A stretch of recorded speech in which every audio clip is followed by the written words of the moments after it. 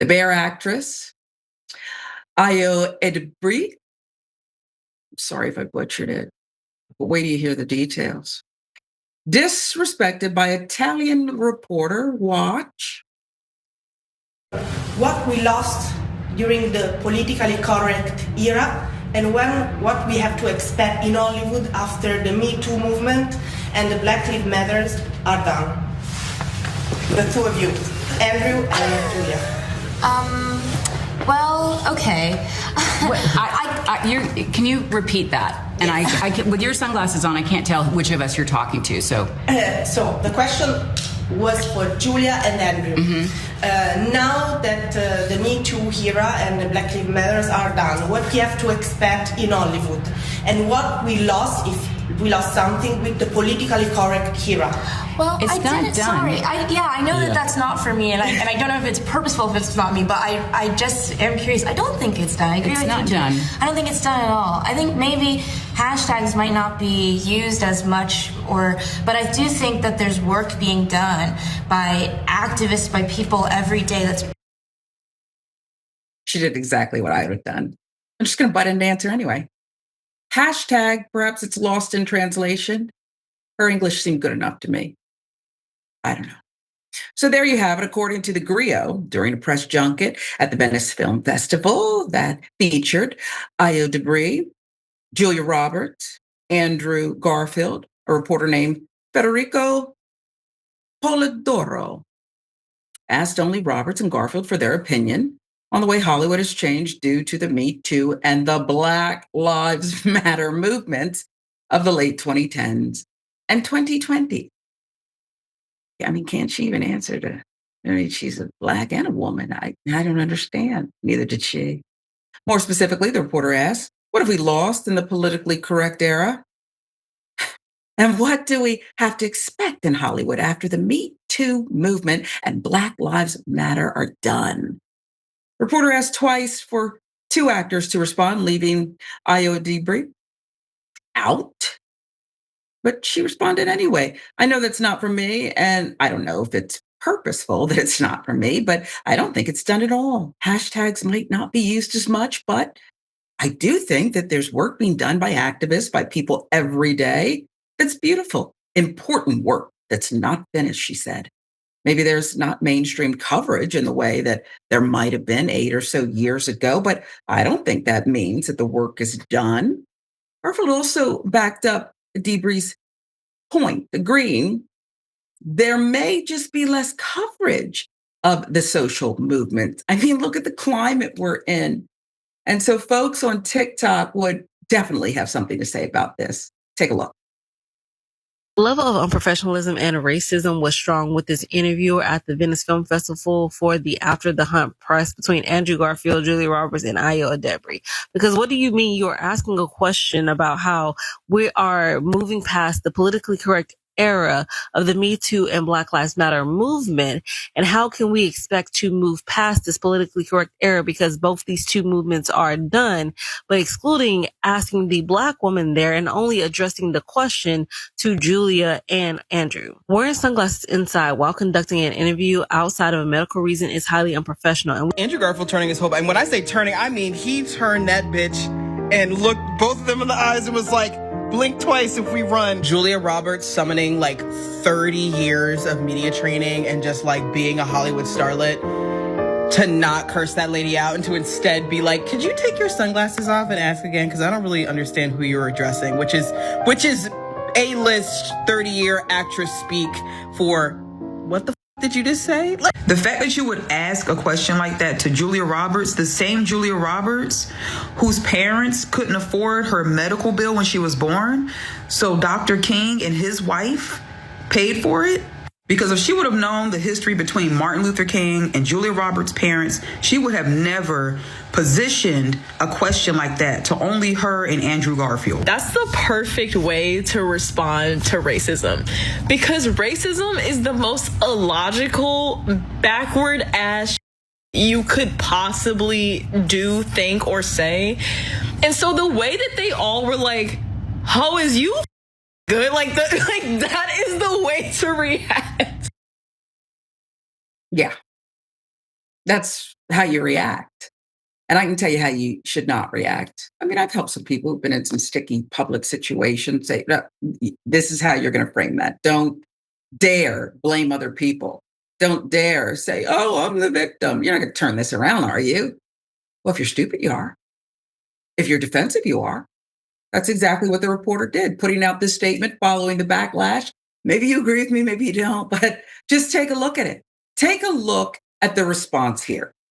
Following an interview, I have been subjected to personal insults and attacks because of a question that, for some reason, was not well received by some members of the public. I find it striking that those who unjustly accuse me of racism and consider themselves custodians of justice find acceptable violent language, personal attacks, and cyberbullying. I would like to clarify that rather than focusing on the thoughtful responses of Ayo Edebiri, Julia Roberts, and Andrew Garfield, the discussion continues solely on how I should have phrased the question. Okay, Federica. Goes on. All the contributions from those present were reported in full in the published interview without any omissions. To date, I am not aware of any protocol that dictates the order in which questions must be asked in an interview. Censoring or delegitimizing questions considered uncomfortable does not fall within the practice of democracy. Only the Journalists Association is authorized to evaluate the work of professionals in the field, not social media tribunals. I have to stop her right there. And that's probably the problem with so many journalists like Frederica. Journalism began as a blue-collar profession. None of this highbrow stuff. Ask Ben Franklin, okay? That's what it is. So for you to suggest that no one can evaluate your work, is it for public consumption? Then we're evaluating it right now, okay? And I'm going to try to be professional about it. I'll give you the rest of this.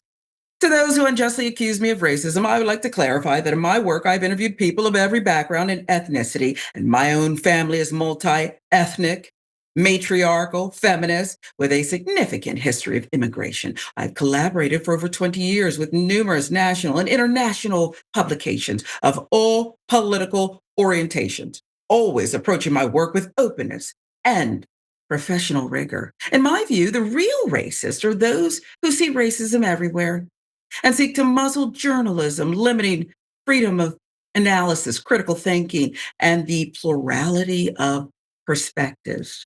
Hypocrite. That's my word for the last part of that statement.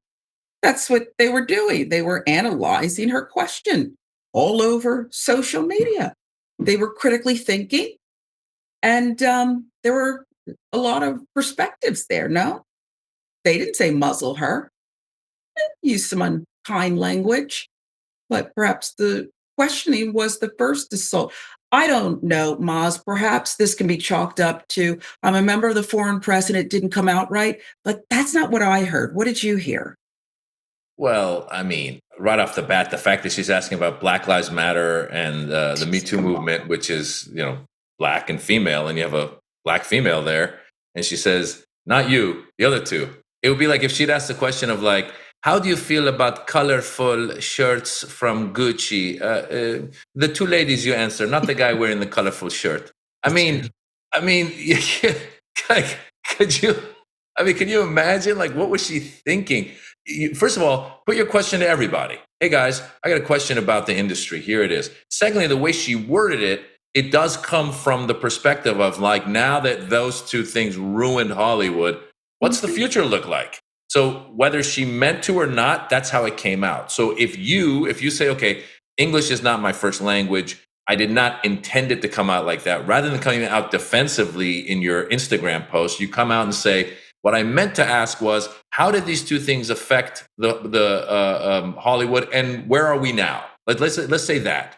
But the way, if you listen to it, the way it's worded is she says, basically she's saying like, how did those two things ruin Hollywood? And thank God it's over now. What are we gonna do next? It's like she words it in such a way, and so I don't know if she's new or what. The fact that she's defensive shows me that she does not have that level of professionalism, and it shows you also the fact that this in this world that we're living in, people are not willing to admit when they have done something Ever. wrong. This is your job. If I'm a stand-up comedian, if I say something on stage and somebody comes up to me afterwards and says, "Hey, the way you said that was offensive because A, B, and C," I'm not going to go, "You know what? You're attacking me now?" I'm going to go, "Oh, I didn't even think of it like that. I'm so sorry. Yeah. That's not how it was intended." So clearly she had intentions behind it. Clearly we're living in a world where, once again, I think there's this backlash against what they say is woke and all this other stuff. And being someone who's in Hollywood, I'll tell you that we still have a problem of Thank you, not Miles. enough representation of Thank you. people of color, of women, of all of that stuff. So there's a long way to go for it to actually represent the percentage of people in our population and the amount of talent that's there. I love the fact that when there was all this discussion about DEI and DEI is bad, and Mark Cuban came out and said, I believe DEI helps my companies because I get a diverse opinions, I get diverse points of views, and that helps us grow. And I firmly believe that. And if this journalist didn't believe that, once again, as a journalist, ask the question in a way where the interviewee can answer with their opinion, as opposed to wording it in such a way. She worded it right away saying, "Oh, that stuff was bad. Now we're beyond it. So tell me what it's going to be like in the future." So if that was an issue of her saying, I don't speak the language that well, go on your Instagram and explain that rather than talking about the attacks. And I'm not at all supportive of anybody attacking anybody personally. Agreed. or going after them and cyberbullying them. That's not the solution either. But that's what's going to happen when you ask a question the way you ask the question. The fact that those three actors, all three of them, were shocked and by the way you worded it and to the people that you worded it to, that should show you something. Right off the bat, that should show you that your question was not received in a way where it was coming from a good place. Yeah, I agree with you. Okay.